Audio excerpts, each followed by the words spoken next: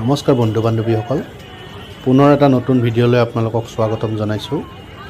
আজি মই আপোনালোকক দেখুৱাবলৈ গৈ আছোঁ উত্তৰ প্ৰদেশৰ বাৰাণসীস্থিত গংগাৰ এটা ঘাট, যাৰ নাম দশাশ্বমেধ ঘাট।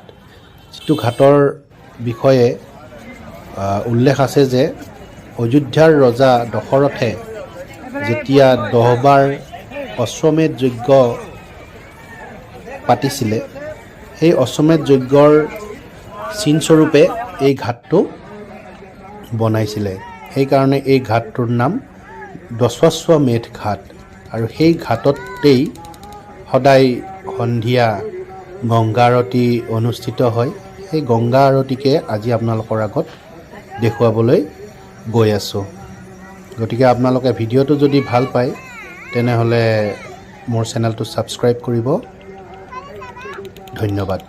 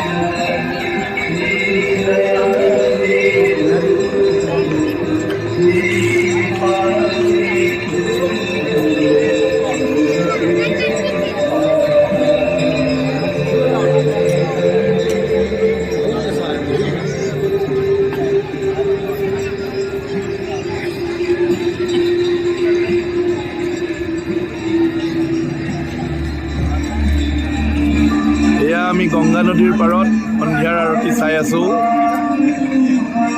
খুব এটা নান্দনিক পৰিৱেশ।